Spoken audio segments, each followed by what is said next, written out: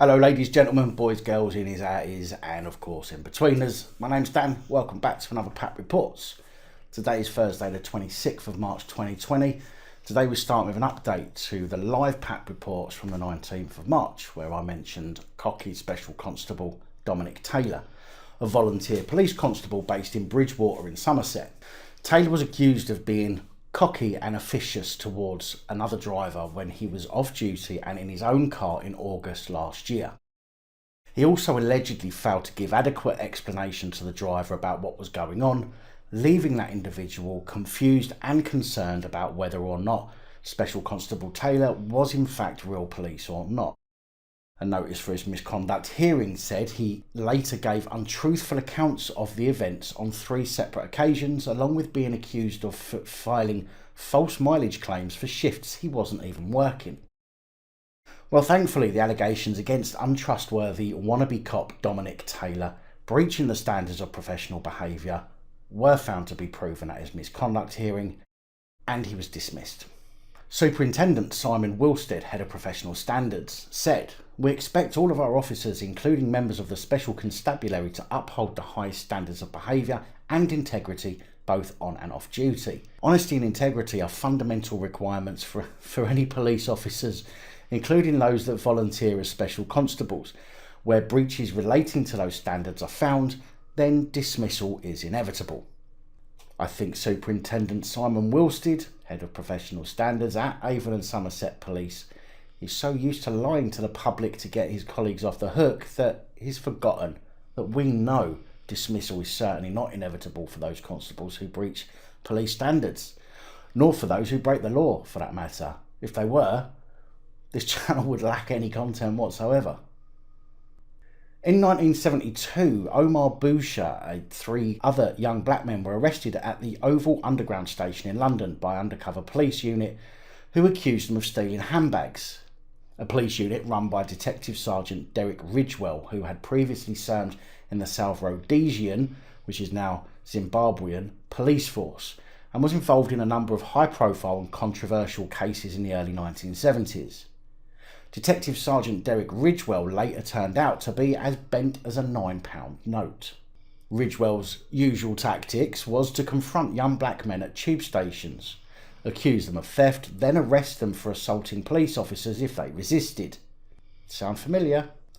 The corrupt officer would then make up incriminating remarks he claimed they had made. In the Oval 4 case, these men were taken to Kennington Police Station and signed confessions written for them by Ridgewell. In these statements, they admitted attempting to pick a man's pocket, violently resisting arrest and previous theft offences elsewhere on the tube network that they had not in fact committed. At their trial, all 4 pleaded not guilty and told how they had defended themselves after being unexpectedly set upon by plainclothes officers who did not say they were police. They said they signed false confessions in fear of further beatings, but were convicted after Ridgewell gave evidence against them in court. Ridgewell's tactics led to a string of high-profile and controversial convictions until eventually a judge threw out a case brought against 2 young Jesuits studying at Oxford University. Ridgewell was so bent that even after he was moved to another department over calls for an inquiry into his cases, he entered a conspiracy to steal mailbags with 2 other criminals, resulting in thefts valued at over £300,000, which is the equivalent to almost 1.3 million today. He was eventually caught and jailed for 7 years before dying of a heart attack in prison in 1984 at the age of 37. However, even after the corruption was brought to light, those who had been falsely accused, charged and sentenced over his lies continued to serve their sentences and hold a criminal record without any review into the cases in which Ridgewell was involved in. It's taken almost 50 years for Omar Boucher to get his name cleared and the convictions quashed by 3 Court of Appeal judges yesterday. Lord Justice Fulford, sitting with Ms Justice Carr and Mr Justice Goss, said the safety of the conviction was fundamentally undermined by the apparent lack of integrity of DS Ridgewell and the team he led.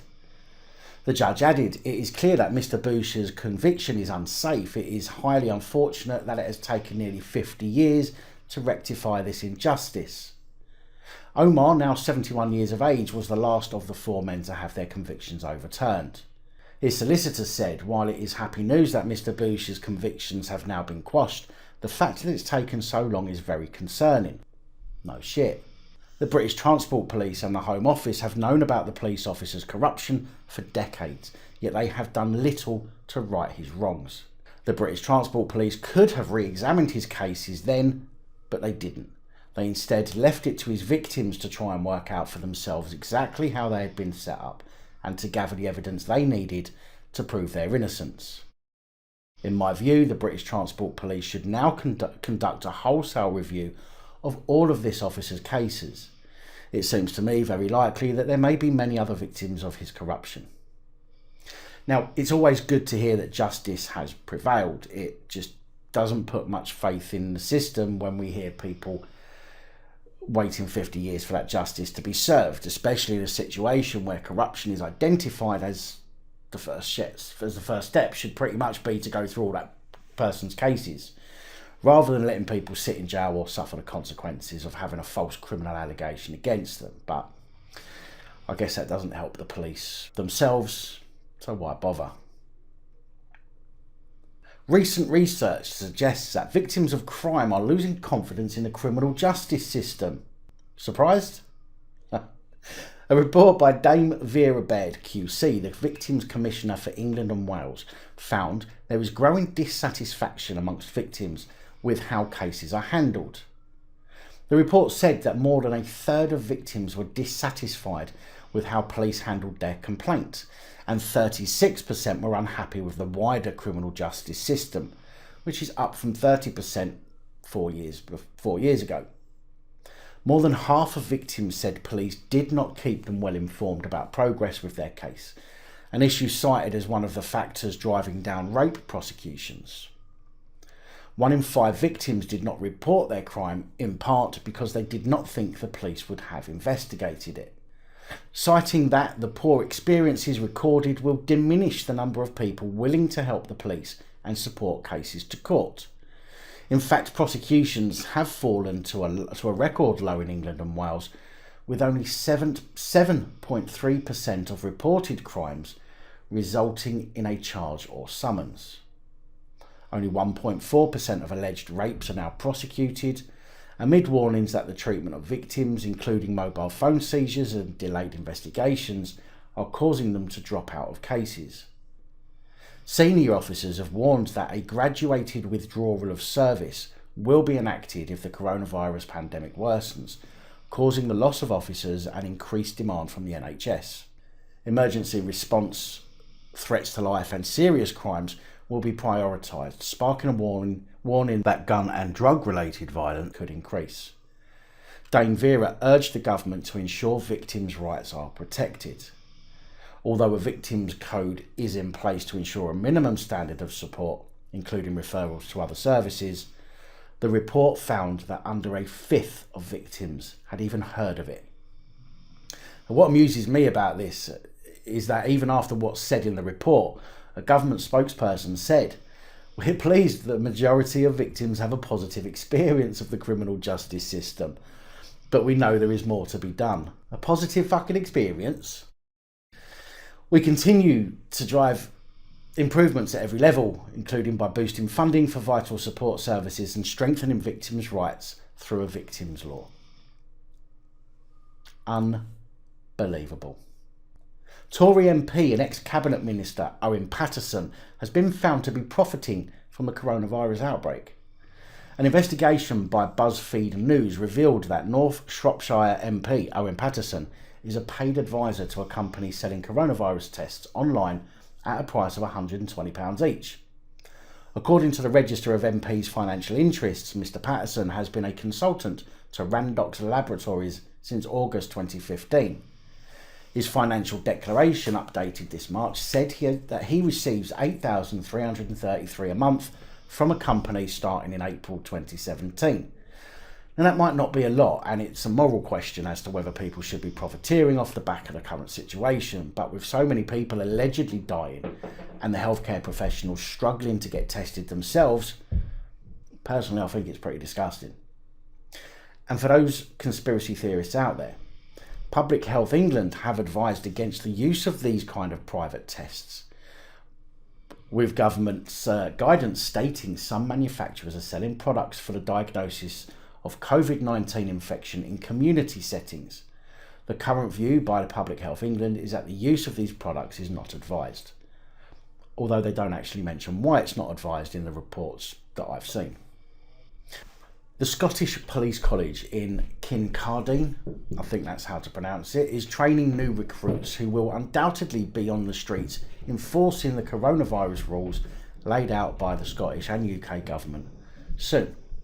However, as per normal, the one rule for them and another rule for us rule is in full swing, as hundreds of new police recruits who started training this week at the Scottish Police College are apparently not being given medical checks or forced to social distance. Dozens of special constables have also been on site, prompting a claim that the college is a ticking time bomb. Police Scotland said, however, that everything possible is being done to facilitate social distancing at the college, and that the new recruits are vital to cope with the current emergency.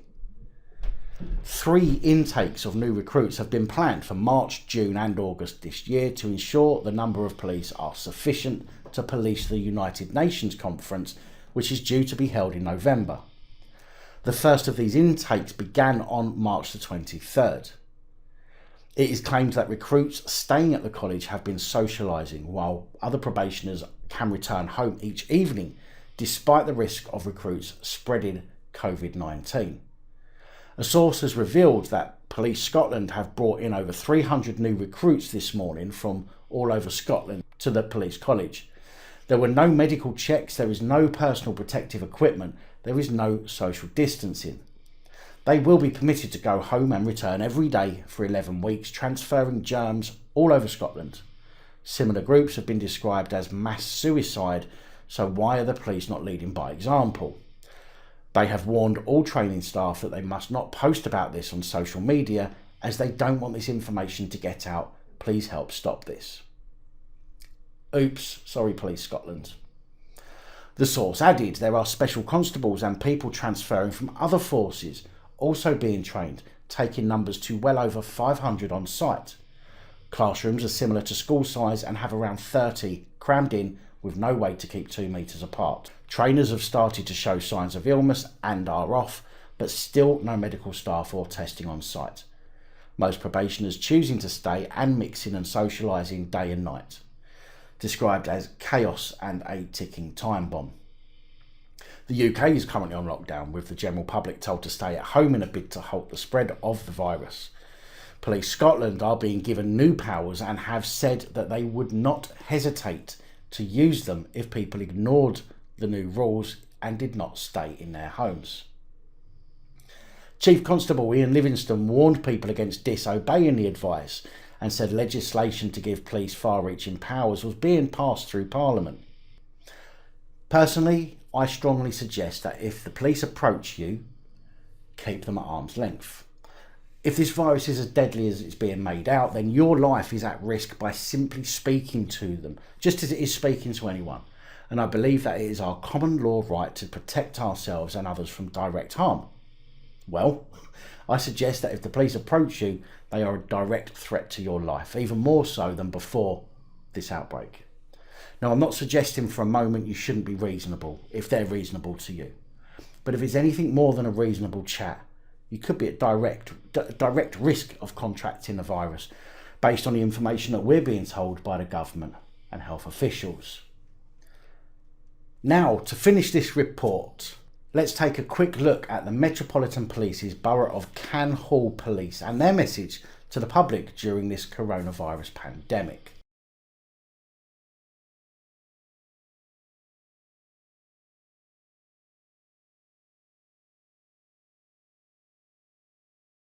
Oh wait, that's not a message of solidarity or protection. In fact, that seems more like a direct threat to abuse the new powers they're being given. This is section 13. I'll link to section 14 in the description.